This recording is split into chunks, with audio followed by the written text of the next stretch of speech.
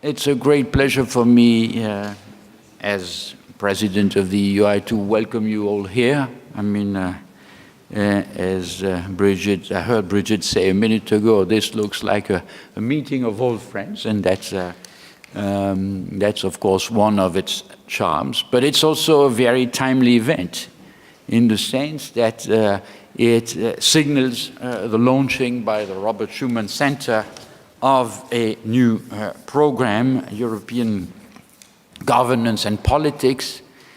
These are actually words that we are not yet quite used to see together. There was a time where people insisted on the fact that governance was one thing and it had to be looked at quite distinctively from politics, because indeed governance was apolitical, as was much of Europe. Now we had a little signal just a couple of days ago in the beautiful country that hosts the Institute that things were perhaps slightly more complicated. This is not exactly news to all of you because you've been working on these issues for quite a while, but still the dominant approach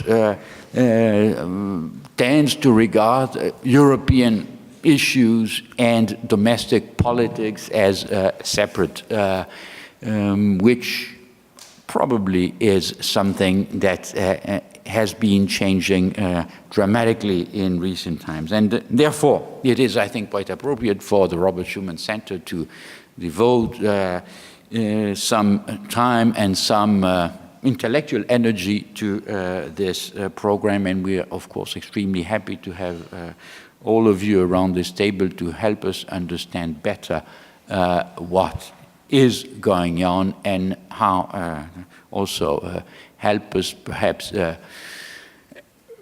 discern ways in which things could possibly evolve in the future. But I will leave it to Brigid to indeed explain to all of us how the way is to be followed by the participants in the program. I just wanted to thank you all for having come all the way and say that we all look forward to this exercise. Thank you and have a very interesting conference. Thank you, President. I can't tell you all how delighted I am that you're all here and that we've got to today the launch of the European Governance and Politics Programme, because this has been a gleam in my eye for about 18 months now. And we developed an internal paper, talked to all of the colleagues in the House, and then this is the formal launch. But it's also important that I say that this is a successor programme to the EUDU, the European Union Democracy Observatory programme, which lasted for a very long time and was very successful. It's important that I pay tribute to Alex Trexel, whose idea it was to launch EUDU, and who was its director until he left. But of course there were also lots of other wonderful scholars involved. Mark Franklin led the public opinion, and of course Peter Mayer led the one with Luciano Bardi, led the one on parties, and we still at the EUI miss Peter terribly. And then the Governance and Institutions Observatory was led by Adrien Héritier and Bruno De Witte. So we're building on a long tradition at the EUI of work in this area. But it was time to refresh, it was time to look at what a programme on governance and politics should look like in the 21st century. And our overarching question is the future and the trajectory and the direction of Europe's union. And by that I don't mean the Brussels Beltway. I mean the collective that is the European Union, the whole, but also the parts, the member states. So it is the European Union in its broadest sense, not just the Brussels Beltway. And then we want to underpin that with three streams of research. The one that's here today, politics in turbulent times, and I think we can all agree that our times are in a political sense turbulent, and that will be one stream of research. Then public policy and political economy, and the third, institutions, governance and law. And those three, we will, because of course they interact and intersect, and we will make sure that they don't stay as isolated parallel streams of work, but that we'll bring it together in all sorts of different ways. We'll hold an annual conference every year. This is the first. And again, I would welcome any suggestions that you have for workshops that would lead to academic output. So from this conference, we aim to have an e-book of the conference proceedings, but I think there's probably more here. So if any of you think that either part of what we will discuss over the next couple of days or all of it could become a serious, either a book or a special issue, then please talk to me and we can come back and have a second workshop. So again, I think I'm very open to any suggestions that you have as to the next phase. And when we were thinking about the launch of EGPP, I simply couldn't see beyond 2017, the bumper year of elections. And of course, we've now had the Italian election as well. And these are an important set of elections because they're the second wave of elections. So we had the emergency politics and the crisis elections, and now this is a second wave. And of course, what we see, the volatility, the fragmentation, the seismic changes in party systems, these are not new, but they've certainly been, the changes have accelerated and they've been brought into much sharper focus. So when we look at the EU today, there's lots and lots of demands for more European governance. The demand side of European governance is extremely strong. More on borders, more on migration, more in terms of economic governance. The question is the supply side, and of course domestic politics and the production of government formation are clearly crucial to the supply of governance within the EU, both at domestic and European level. And so for that reason, I thought we should start with elections. And I'm delighted that you're a wonderful group of people, specialists here, and let's really have a very good 2 days. Before I hand on to,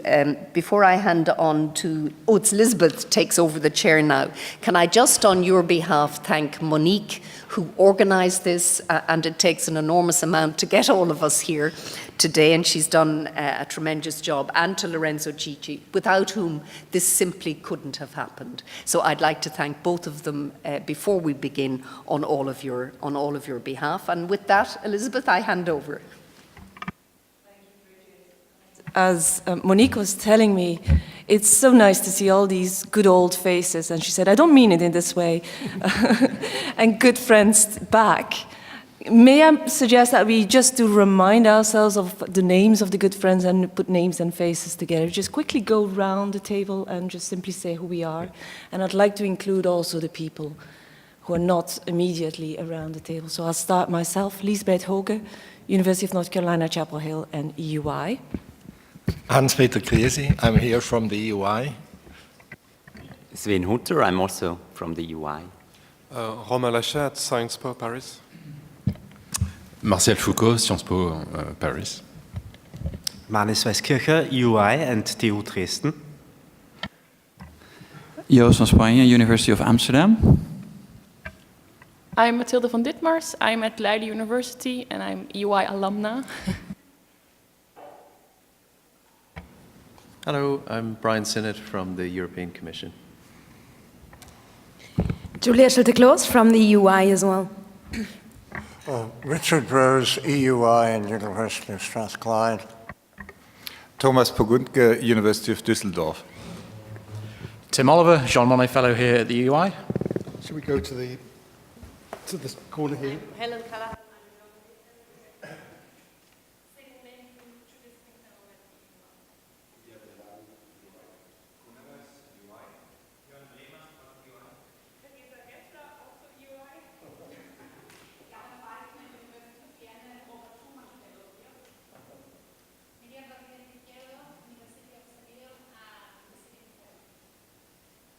Gary Marks, Chapel Hill, North Carolina, and UI.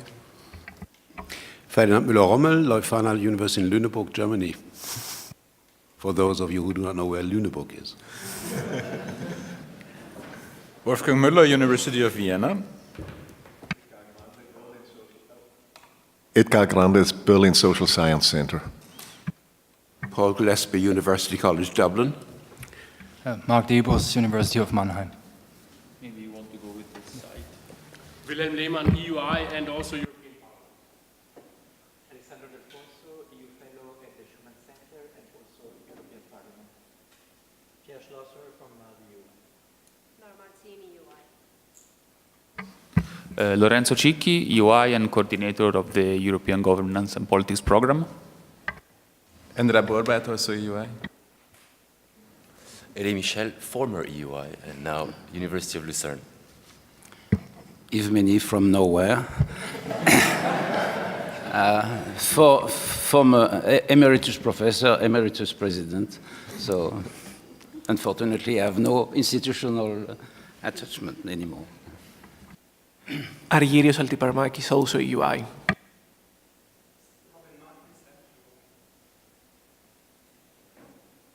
Catherine de Vries, University of Essex en Vrije Universiteit Amsterdam. Schuman Center. Renaud Dehousse, EUI. First and last.